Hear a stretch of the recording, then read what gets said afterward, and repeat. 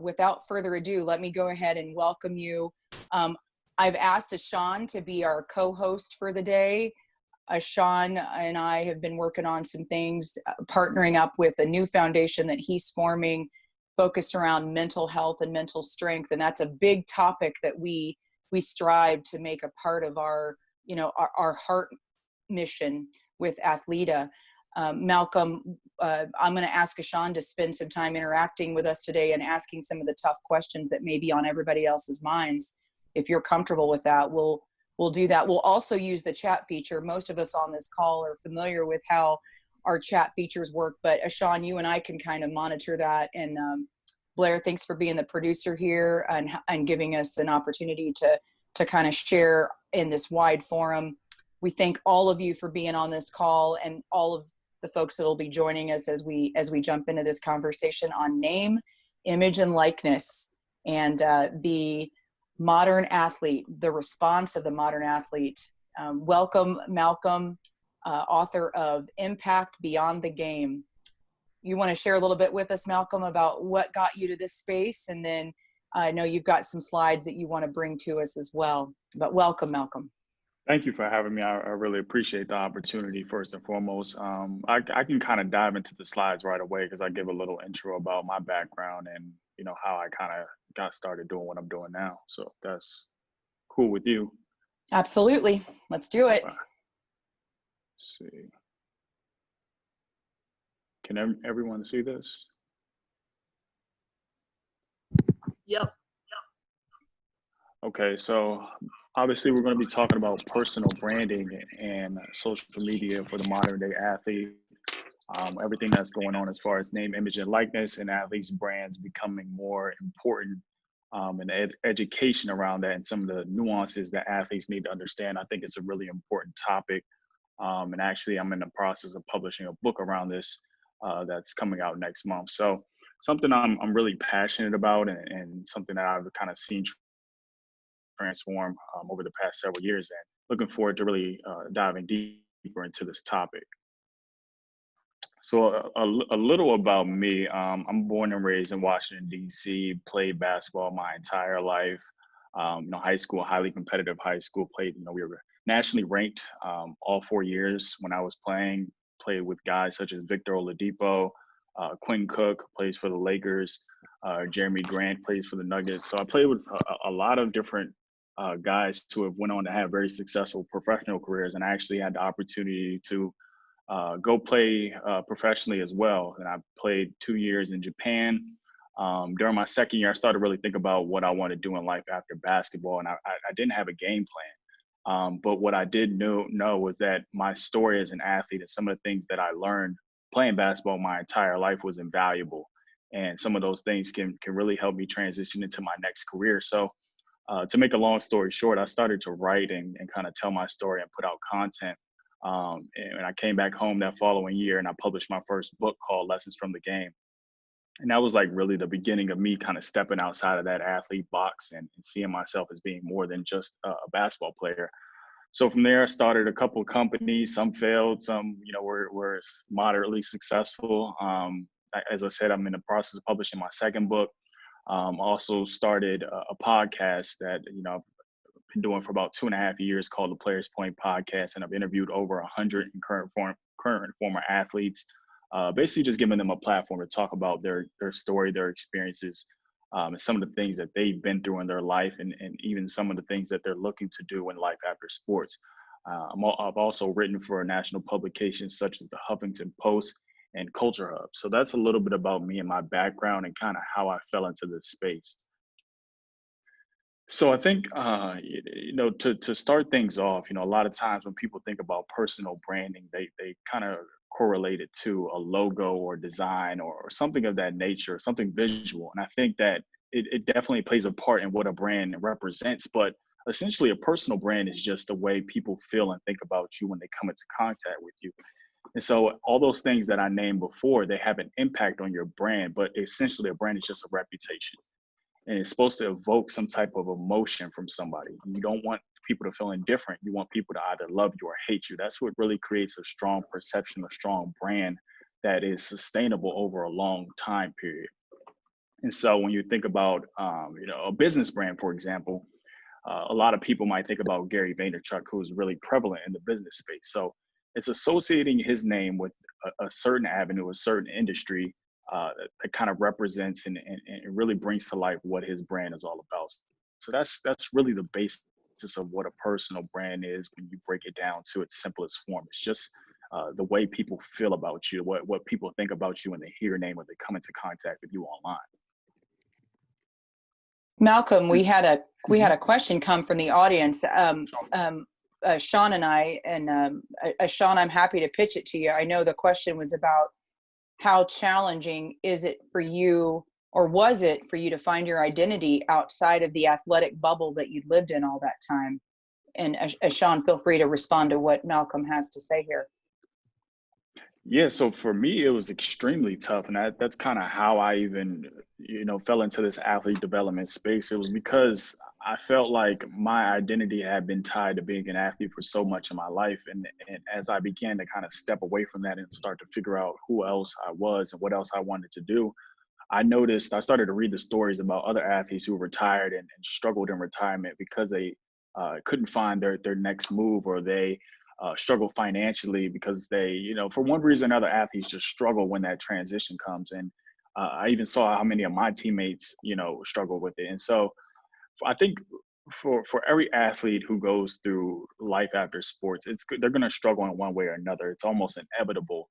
But I think that when you prepare beforehand and you start to understand, essentially your identity, from separating your identity from who you are and what you do, it becomes a little easier to make that transition for athletes when they kind of get a jump on the ball and start to prepare and plan beforehand.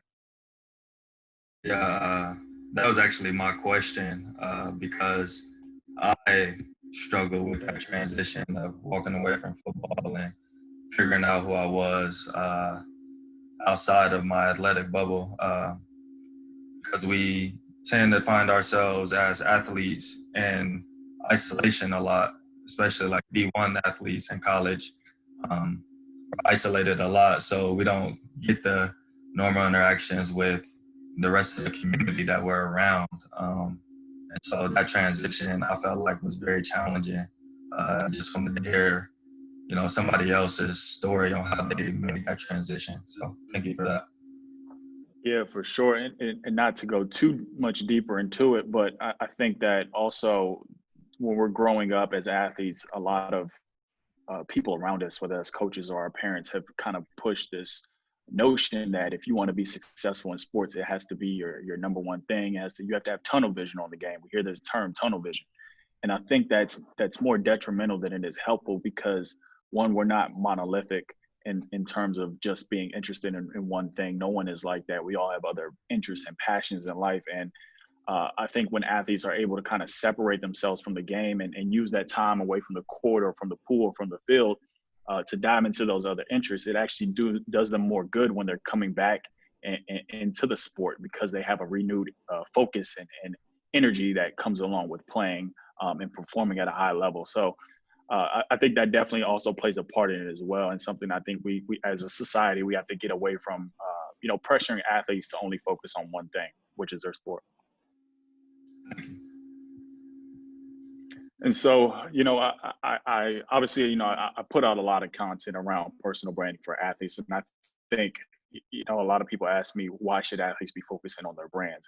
And these are some of the main reasons why I think it's so important for athletes to build their brand. Is when we see athletes at the highest level, the ones who actively build their brand and kind of pursue those opportunities outside of their sport. I'll use LeBron James as an example, and I'll actually talk about him a little bit more in the slides going forward. But the deal that he did yesterday to kind of merge his three companies, he's been able to kind of build his platform and attract more money, more headlines, more opportunities, all because he's building business ventures and he's leveraging his platform outside of basketball. And so he's been able to take advantage of so much more than just being an athlete, all because he's just built his platform. And so it's also the number one way that you can separate yourself as an athlete. We have a lot of student athletes on the call, obviously, and I think that when you're going into the real world and you're competing not only with other former athletes, but students that come from your university or from, other universities, you're competing for jobs. What's going to be the thing that separates you from other applicants? And I think that, when athletes, obviously you have a lot of transferable skills, but being able to communicate that, being able to tell your story, being able to position yourself in a way that you can stand out and differentiate yourself is really important and is a big factor when you're building your personal brand. And as we just talked about, it helps you kind of understand who you are outside of the jersey. It helps you kind of reshape your identity and figure out some of the nuances of who you are and what you like. And so these are some of the main things that I talk about as far as the reasons why it's so important for athletes to be building their brand in this day and age.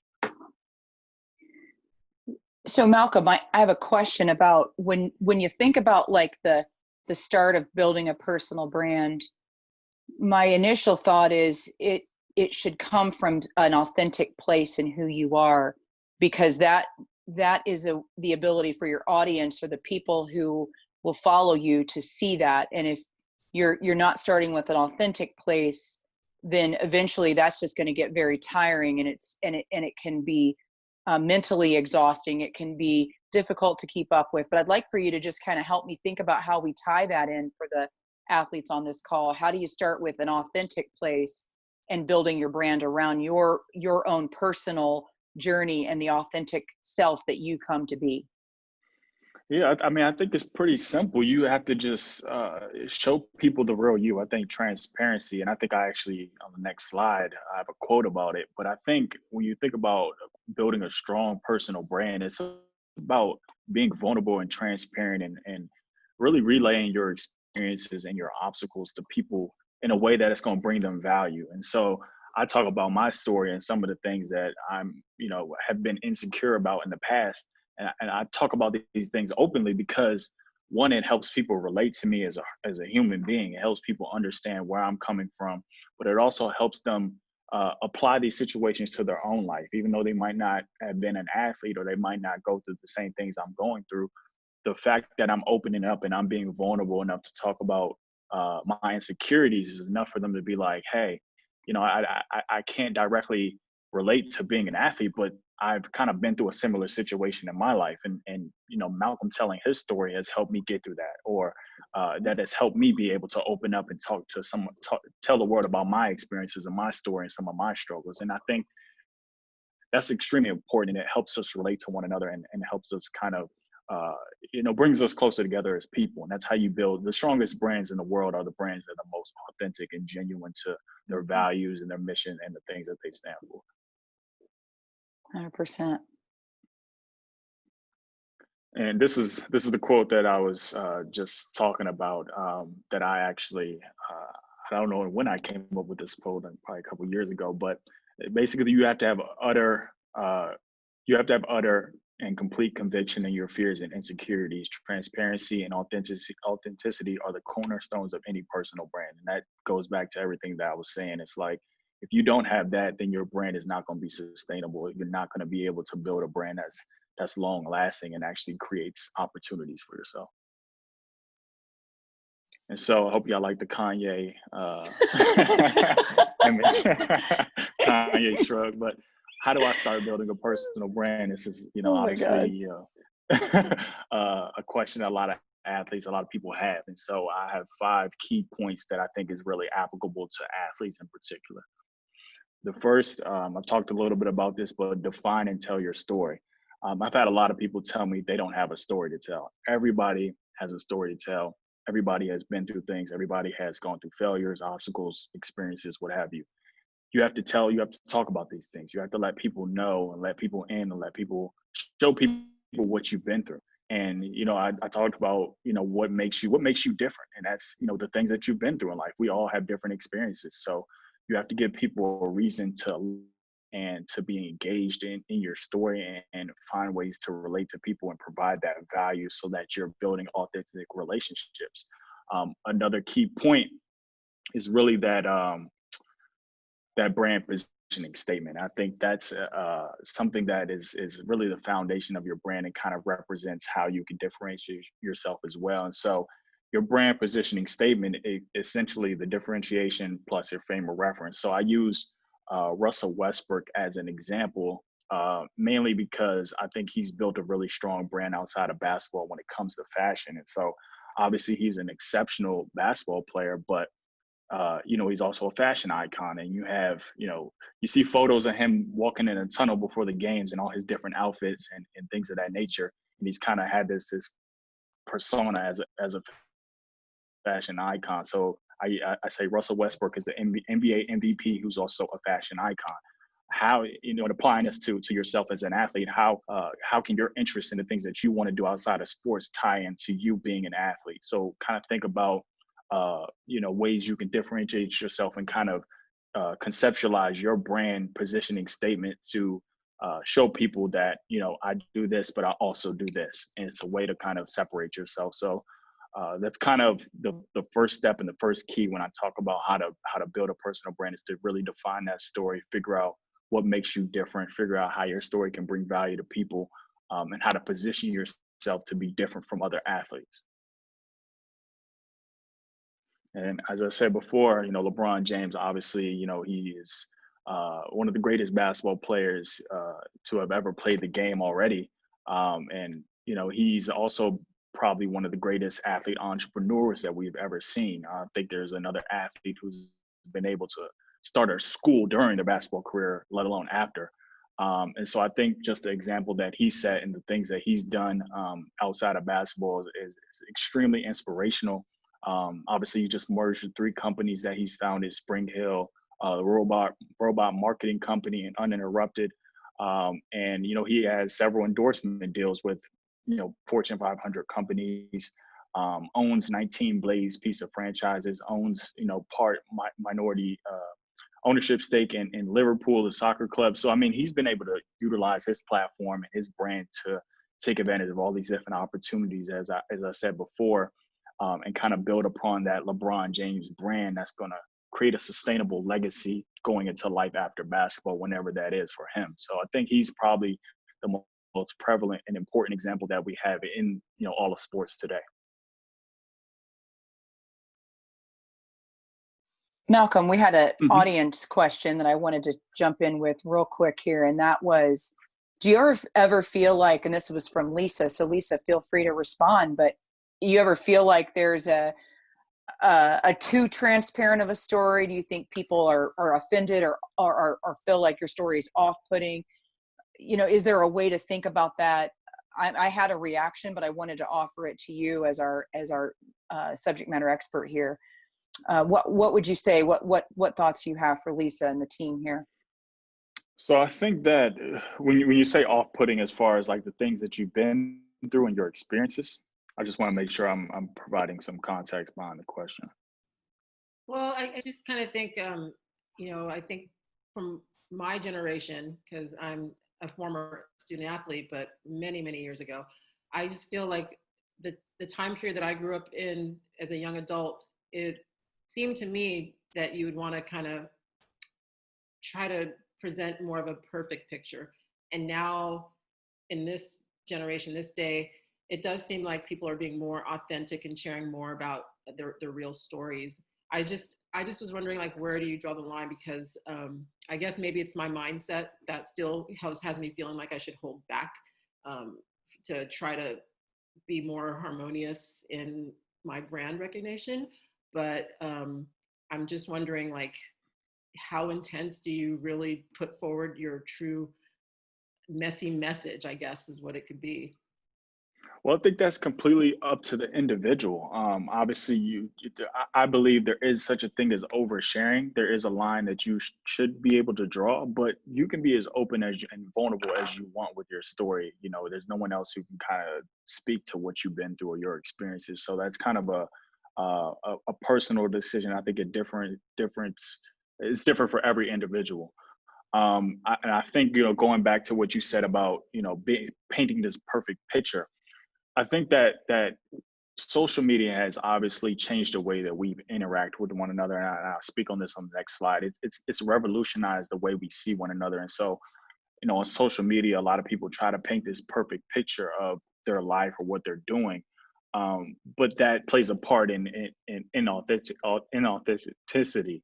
and how people see you long term. And so you can't really fake the funk. You know, it ultimately always comes to light sooner or later. And so you can't kind of paint this perfect picture and that you're this individual who doesn't have any flaws or mistakes, because that's not realistic. And eventually people are going to see through that facade. And so I think when you're open and honest from the beginning, and you show your messy life, you show the things you mess up on and you fail, it makes you more relatable, because we all do the same things. We're all humans at the end of the day. We all make mistakes. And when people see that you're comfortable enough to talk about those things, that's going to draw people to you. That's going to make me like, oh, Lisa's talking about, you know, how she failed doing this. Like that's crazy, but you know, I can relate to that. And so it draws people in. It creates a deeper connection when you're open and vulnerable.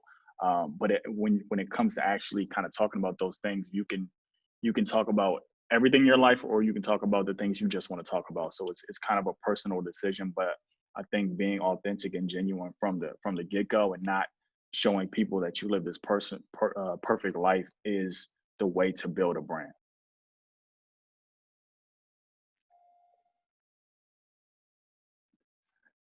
The next key that I really talk about is obviously pertaining to social media and why it's so important for athletes. But I think it's really important to pick one or two platforms to master. And I have master bolded because obviously I'm on every social media platform that I can be on, but master, I think I really spend the most time on LinkedIn and Instagram. So I'm trying to learn the nuances of those two platforms before I try to be a master of every single social media platform, because there's not enough time for you to really understand and really perfect every single social media platform, or understand how they work and the ins and outs of every social media platform. So I think that especially as an athlete, when you have a busy schedule, when you have classes, when you have other endeavors, you have to really be focused on the social media platforms that you like the most and that you feel like you can create the most sustainability. And I highly recommend that you learn everything you can about this platform. And obviously, going back to telling your story, spend a lot of time on these platforms, understand how people interact on them, and be very contextual. And when I say contextual, you think about LinkedIn, and it's mainly a business, professional type of social media platform. So there's a lot of business deals going on and people trying to gain clientele.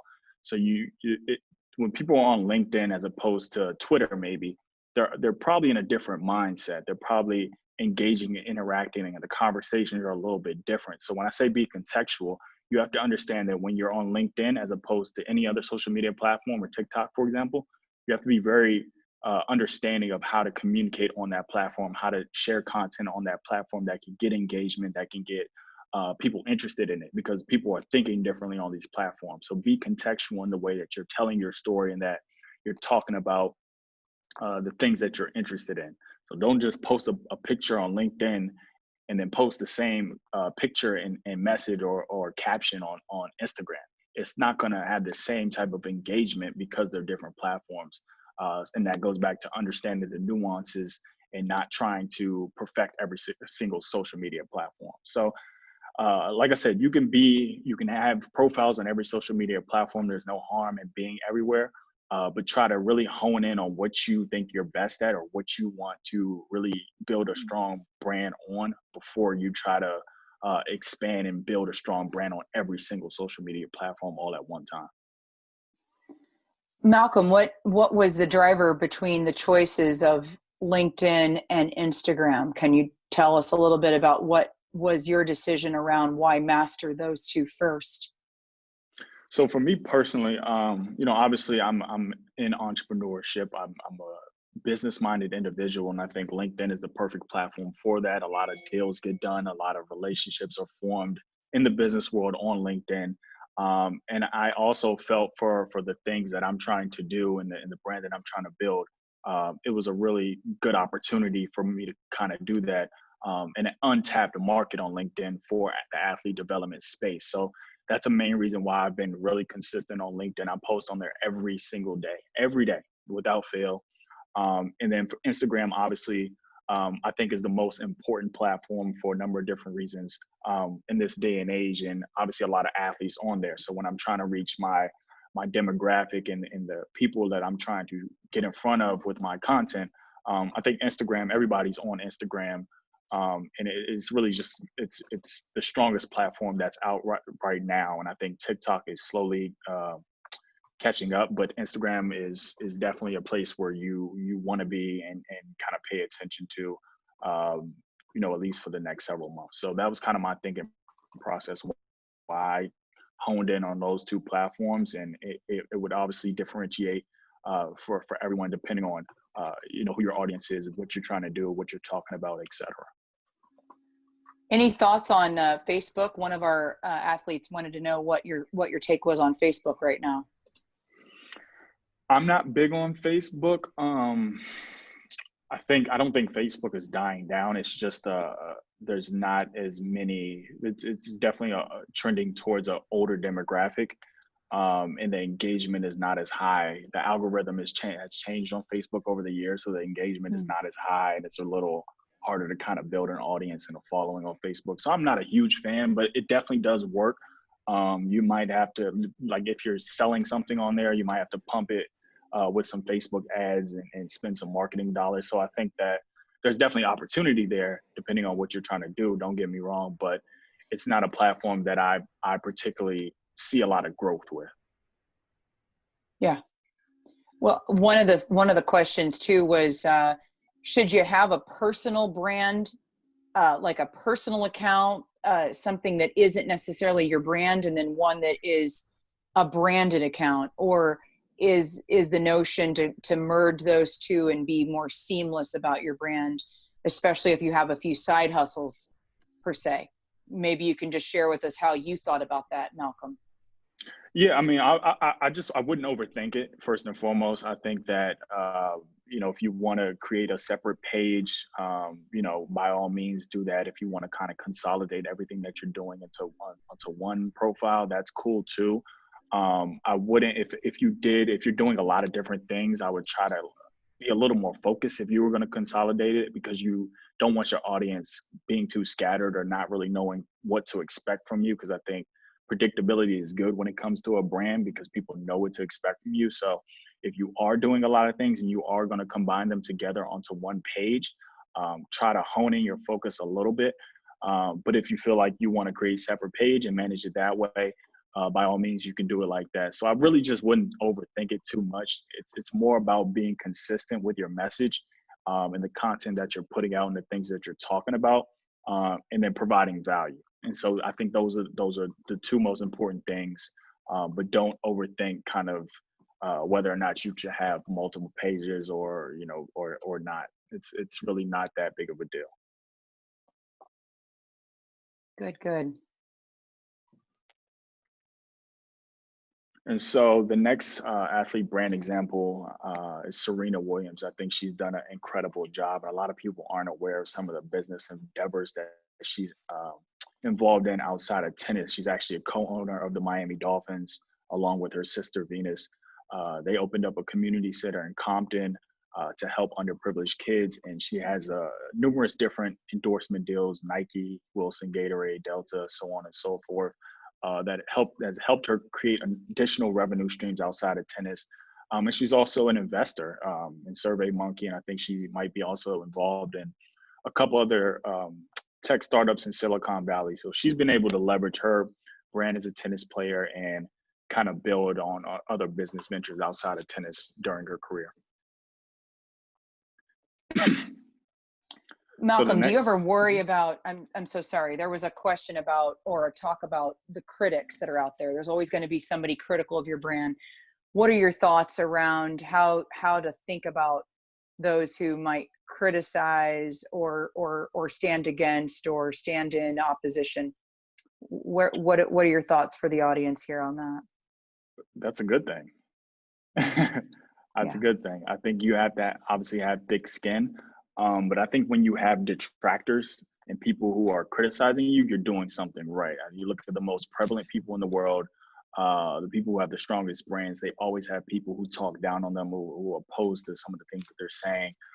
They're met with some kind of backlash. And that's the reality of having a strong brand and having a strong message that you're sending out. You're going to have people who disagree with you, who feel strongly in the opposite direction. I think that's extremely important when it comes to building a brand that matters. You know, when I started talking about a couple years ago, student athletes should be getting paid, I had a lot of people reach out to me and send me nasty emails or talk about, you know, why would we, you know, pay student athletes? They don't know what to do with their money, this and that, this and that. You can't pay attention to that. You have to focus on the people who are riding with you, the people who fall in love with your brand, who resonate with your message and the things that you're putting out, and really put your audience at the forefront and kind of push those haters to the backside. So I think that that's extremely important. You know when you got haters, you're doing something right.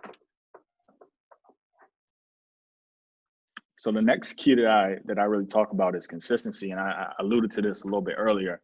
Obviously, content is king. It's so important in this day and age where social media has become and technology has evolved, and it's the number one way we communicate with each other. And so when you think about communication, there's really only three ways that we communicate and we tell stories and we get our messages across, and that's through audio, video, and the written word.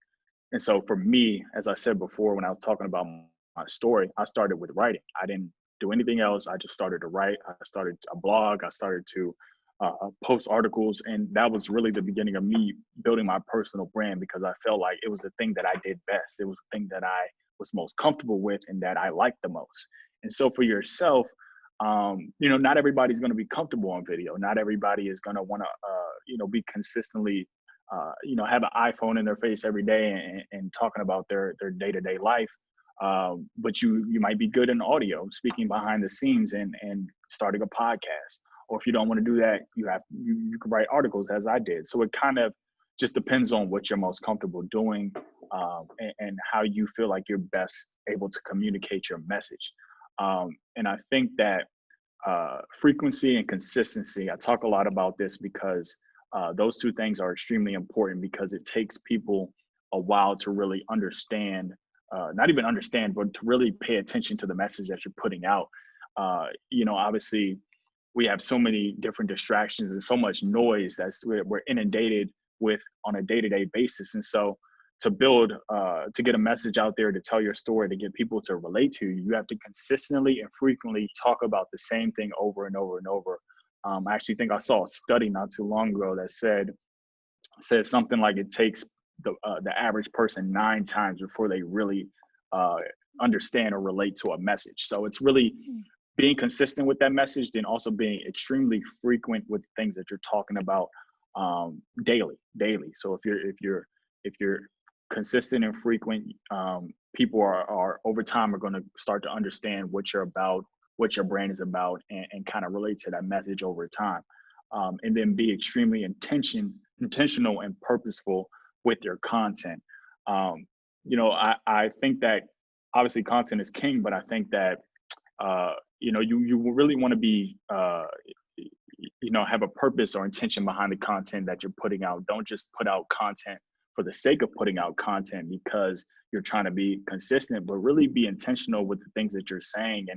And it all goes back to that value add in. How is your audience going to get something out of this? How is this going to help them or entertain them or educate them? So have intention and purpose behind the things that you're posting, and don't just post for the sake of posting. Malcolm, another question from our audience. How did you work on your personal brand at the get-go? And did you do it on your own or did you hire somebody? Sometimes it can get cumbersome if social media is not a super intuitive thing for a person. And are there some recommendation on how you would go about finding a team? Because so many people out there claim to be really good at social media. So for me, I just, like I said before, I kind of just started with writing. And I think obviously it can be very overwhelming. I talked about how much noise is out there, and you may look at other people's profiles or people who are in the same lane as you or doing the same things, and you feel like you're behind or that you can't really kind of carve your own space. And it could be frustrating. I do understand that, but you know, it's absolutely, it's hard work. I mean, building a brand is not something that's done in a week or a month or a year. It's a continuous journey, and you're never not branding. You're always you're always branding. It's in perpetuity. And so I think that while it can be overwhelming, you have to really simplify the way in which you're communicating and kind of figure out, as I talked about before, how can you best kind of put that message out into the world and be consistent with it, and just really go about it that way. Like I said, I started with one thing, and then I eventually kind of branched out when I felt comfortable to do a podcast and to kind of venture into audio. So like I said, it can be very overwhelming, but it's about getting 1% better every day and just really taking it one day at a time and understanding that it's a long journey, and building a brand doesn't happen overnight. That's good. Mike said on the call here, focusing on your short-term goals as well is really important in building your brand, because then you can recognize the little milestones that you were just describing, Malcolm, and that 1% is those short-term goals. Right. And I think, another point, I when I first started my blog, I was writing maybe an article or two a week. When I look back a year from now, which doesn't seem like a lot. Some people write every single day, but I obviously when I was still trying to pursue a professional basketball career, so it wasn't like my full-time focus, and I kind of did it on the side. But I looked up, and a year had passed, and I had maybe 50 or more articles, because I try to just get a little bit better each and every week. So I didn't try to overwhelm myself or try to make this big jump. I just made incremental progress every single day. And when you look up, you've made a big jump in a year or maybe 2 years with your brand and kind of the attention and the audience that you build. So it's just those small leaps that you make daily or weekly or whatever the case may be with their content that kind of builds the foundation of your brand long term. Yeah. So the next athlete brand example is Alex Rodriguez. I think he's also done a really good job, and he actually started to build his business ventures, his brand outside of baseball well before he was retired. I think when he was 27, he started A-Rob Corporation because he was actually afraid of not having a plan for life after sports. Now his business portfolio includes commercial real estate, esports. He owns gyms, fitness centers, esports. I mean, he does a lot of different things. He's a TV show host.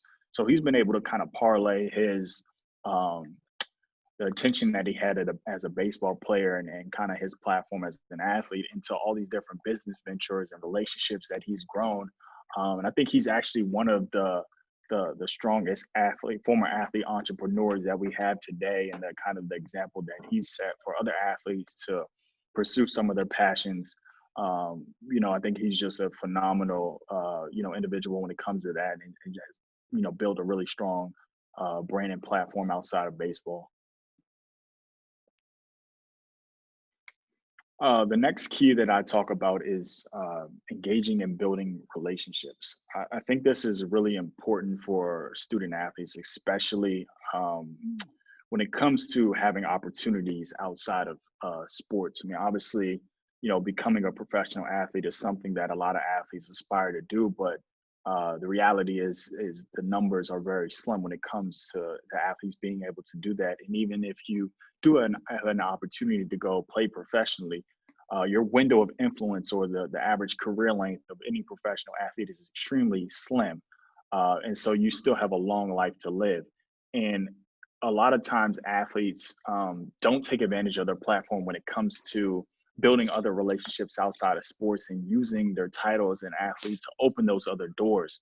So I think that's extremely important, especially in a world where social media has allowed us to be able to reach out to anybody that we're aspire to be like, or people that are in careers that we want to pursue. I think it's really important to utilize these tools effectively when it comes to engagement and building relationships. So that could be anything from cold emailing, a real estate agent in your area that you if you think you might want to go into real estate, or cold calling, somebody in media, or somebody who, you're interested in shadowing or something of that nature. And so really utilizing your social media platforms and that title as an athlete open these other doors and to create relationships outside of sports, because relationships are the return on investment for everything that you would want to do in life.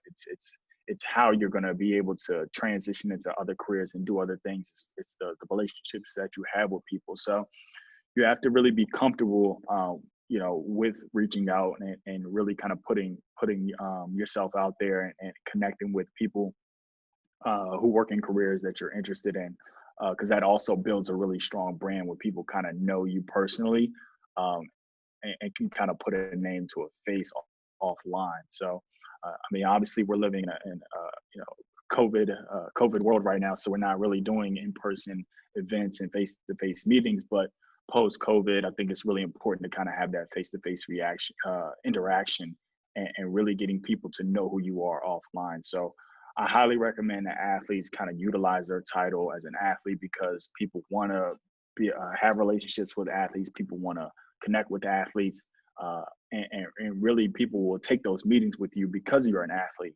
So utilize that title, utilize that platform that you have, and reach out to people that you're interested in. Try to collaborate with like-minded people and share those ideas and provide value to people, even if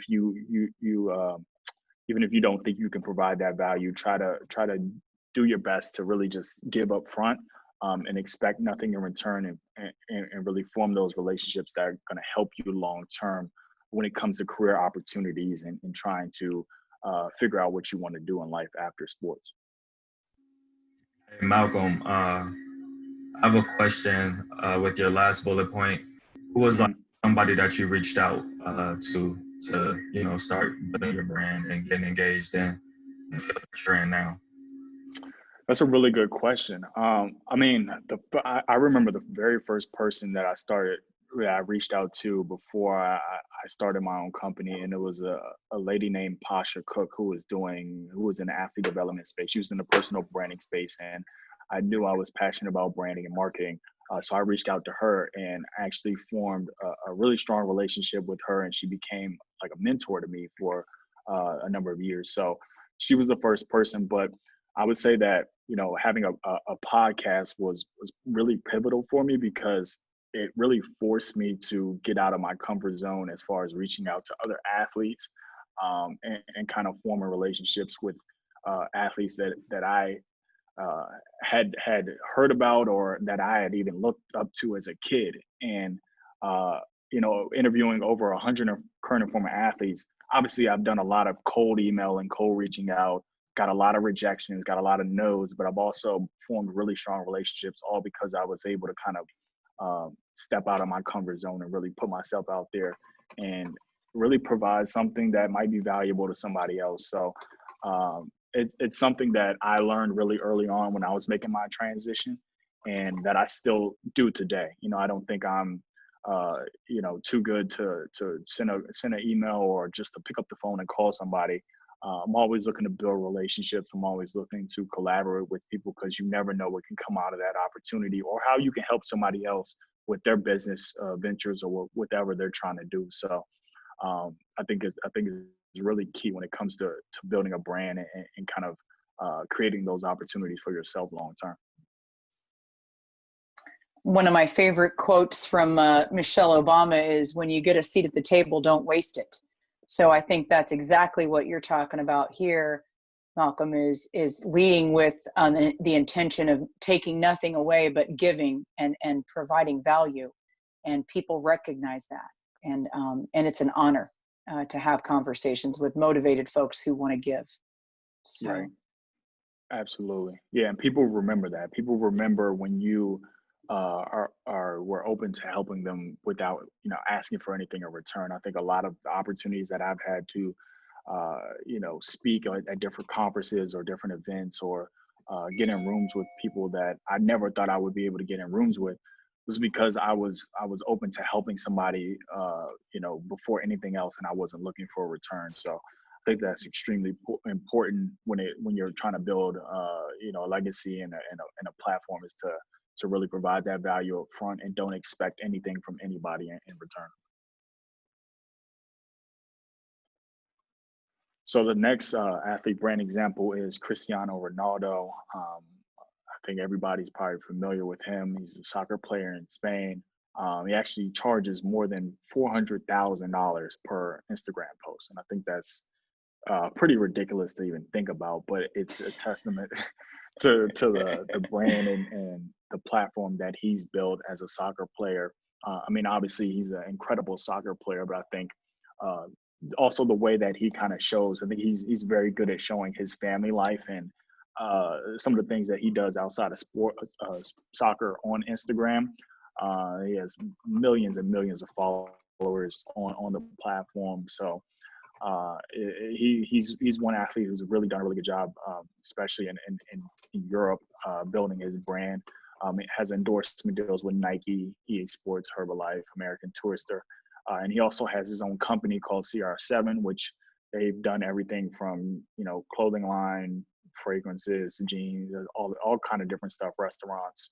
I think he's in other real estate ventures. So he's been able to build a really strong brand overseas. And I think he's a great example of another athlete who's kind of utilized his platform, especially in soccer, to kind of build that brand that extends beyond the game.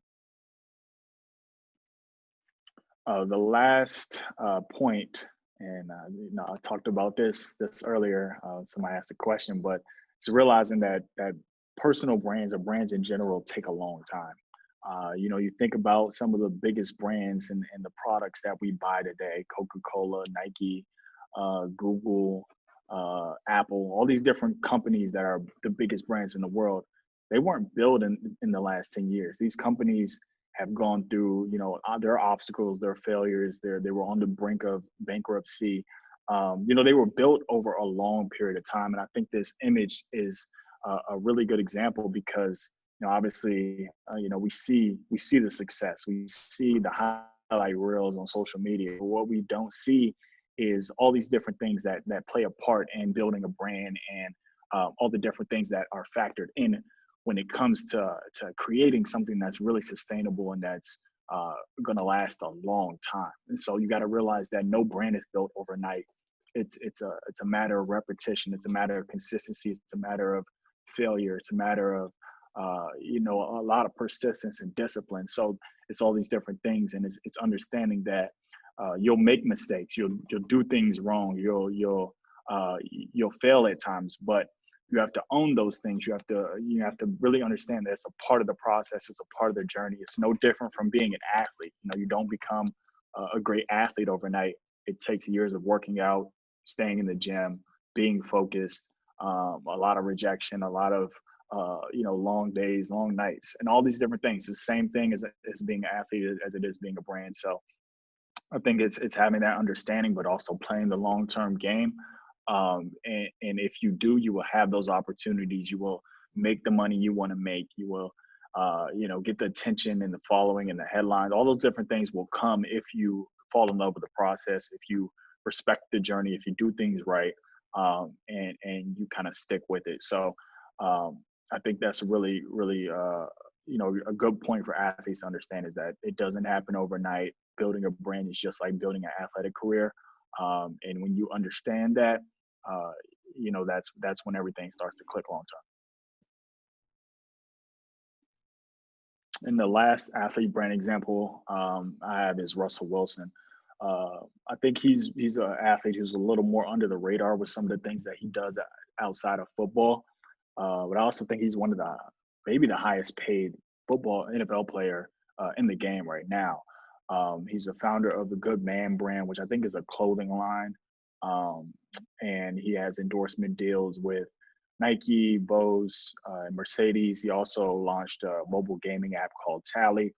And he has his own foundation and does a lot of charitable work, a lot of goodwill in the Seattle community. And so I think when it comes to being a role model off the football field and kind of setting an example of an athlete who uses their platform to affect change and to make an impact, in the world, I think he's a really incredible example of a football player or athlete who's been able to do that.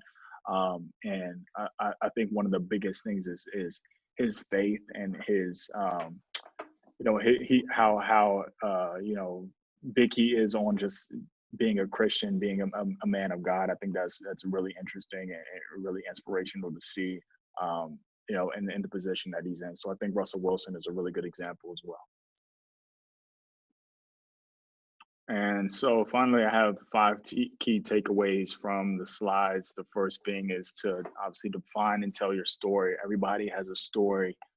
Understand how yours is different, understand the things that you've been through, and be open and vulnerable enough to tell yours authentically. Pick maybe 1 or 2 platforms, social media platforms, and really try to master those platforms. Don't try to be a jack of all trades. You can be on every social media platform, but try to figure out the 1 or 2 that you're really going to hone in on and focus on.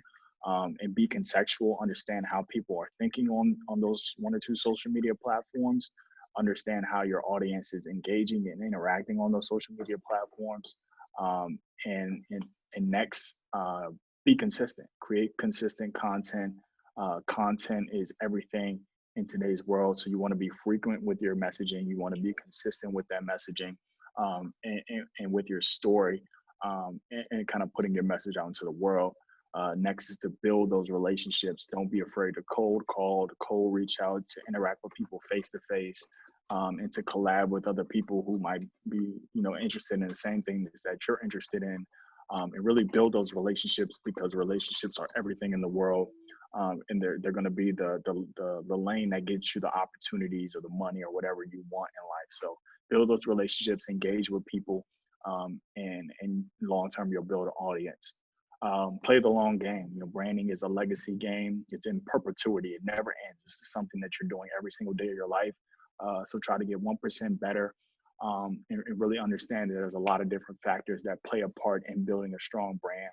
And don't get caught up with the results or the success. Really love the process of building something that's going to be inspiring to other people. That's going to help educate or entertain other people, and creating a platform that's really gonna mean something long term. So I really do appreciate the opportunity. You know, if anybody has any other questions, I'd be more than happy to answer any of them. Well, and Malcolm, I just wanted to start by saying thank you for spending the gift of an hour with us, the 60 minutes that you've not only spent this, but you've spent hours and hours and years now studying the element of branding, the name, image, and likeness conversations. And I know you and I have talked about perhaps having an opportunity to build out a curriculum. We've even talked about some platforms that we could launch the curriculum on. So I'd love to be able to create an atmosphere, an ecosystem for our athletes to dig in on this, because this is a lot. And if you think about the time it's taken you to absorb it, I imagine they're all just sort of, wow, with a lot of it. So we just want to honor you as the subject matter expert within the athLEDA Foundation, and invite you to be a part of constructing some real key opportunities for our athletes to dig in and own their own branding journey with us and with you, if that sounds good to you. Yeah, for sure. Like I said, I really do appreciate the opportunity. I love the work that you guys are doing. And I think this, like I said at the beginning, this is a really prevalent topic in a new world that we're all going to have to kind of transform and get acclimated to over the next couple of years. And I think, you know, we have to go in with the understanding that student athletes are kids at the end of the day. They're going to make mistakes, but you know, we're all trying to learn this new format, this new world that we're about to live in.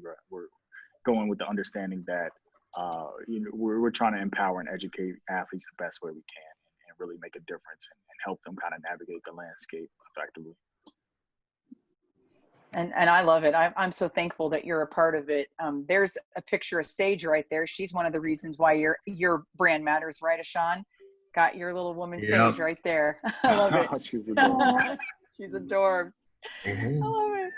Hey, I want to take just a second while we're all wrapping up to let everybody know that next week we're going to be on break. But then the following week, July 10th, I've asked my dear friend Terry Morris, who's the National Vice President for Black Data Professionals across the U.S. He is the U.S. president.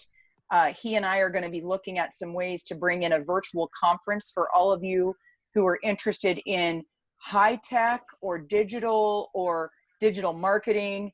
There's a lot of great career opportunities in that space. And Terry and I are going to look at some ways that we can partner with a 45-year-old nonprofit and a brand new nonprofit, and bringing in folks like Malcolm to do content expert conversations with us is going to be key. So please tune in. Terry is also the one who recently was sidelined riding the Monon. He took an elbow, a rough elbow, and was knocked unconscious, taken to the hospital. And he and I got a chance to catch up this week. He's doing well. They have likely found the person who did it, and they will be arrested. So I just wanted to offer that. When you guys get out there, make sure you send Terry some strength and let him know that we're standing with him in solidarity. We want to see justice for these types of incidences across our nation and across our world. Malcolm, thank you for being here with us today. Your presence was something we've been looking forward to for months now. So it was a pleasure to have you with us. Any last words from you, Malcolm? No, I think I'll actually put I think I only sent it to Isaiah, but I will put my social media links, email in the chat. So if anybody has any further questions or just want to talk further about branding or anything of that nature, feel free to reach out to me. And thank you once again. I appreciate it. Yeah, thanks. Thank you, Malcolm. Appreciate you, Malcolm. All right, happy Friday, everybody. We'll see you in 2 weeks' time. 2 weeks back here with Terry Morris. More from Malcolm on a curriculum that will help you expose your personal brand. See you, Sage. Bye, See you, Faye. Cutie Pie. Thank you. Bye, everyone. Bye, guys. See you, Malcolm. Thank you. Thanks, Malcolm. You're welcome. Thank you so much.